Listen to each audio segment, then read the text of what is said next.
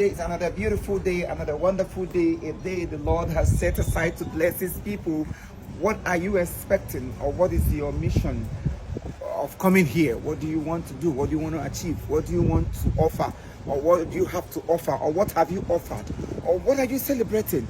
Or what is your mindset like? Or what are you, planning to do next? As for me, I am planning to do a lot of beautiful things because God has given me life and has given me hope. He has made me to really understand that without him, I can do nothing. So today we are going to the Therefor.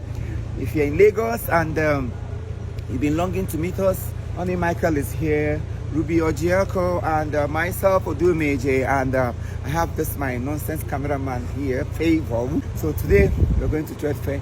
We are out here for Nze Home Ventures.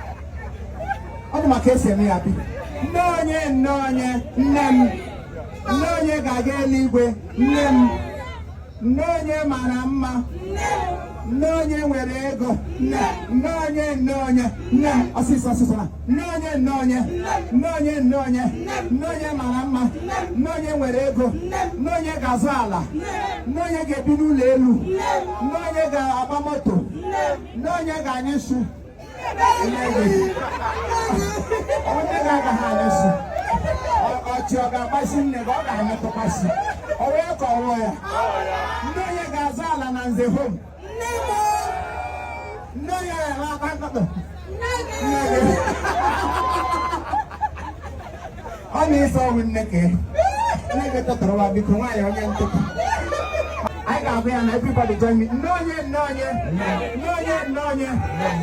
marama, nonye werego, nonye gazala, nonye gamumma,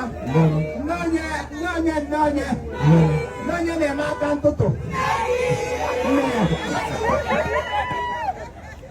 Ne makantoto diwana todo bani. I know. Otinye ego na Nze Home Golani. Ogolani. Nega to online. Oba Lagos Golani. Oh. Nje ebi gotalania. Osimunze. Going Azanze. Nze, thank you. Oh. The going Azanze. Nze. Osimunze. Oh. So that is join and then you know? I can't put on So most money we have to go on here. And what are the chances of being a landlord? The homes made me a landlord today. Oh my God. At a very affordable price. Okay? That is why I'm here today to do my face. Do what I need. When somebody is progressing, you are happy for that person. Prosperity. I used to tell my people that the success of our hands lies in our hearts. If your heart is sick, there's no way you can produce anything good. So this is the Ishinji. It doesn't really matter the church you go. And so you hear in a church, it's the Bible 10. But your heart is sick, you got your come more. So you're not gonna cook, you go come more. You want me, I can't tell my Can I forget? Also Pentecost. Ramadan. You put your hand in it. Okay, I'm not going to hear you, but I'm not going to never make one. Let us sleep about single or warm. Eh? So, what will happen that in our school? Simbi goes to a trade fair. What do you go? Or warm. Eh? Where's okay? Look at us like we've gone. Now we've gone here. Yeah, room or coro, all had the reform. Wig now, wig. Oh,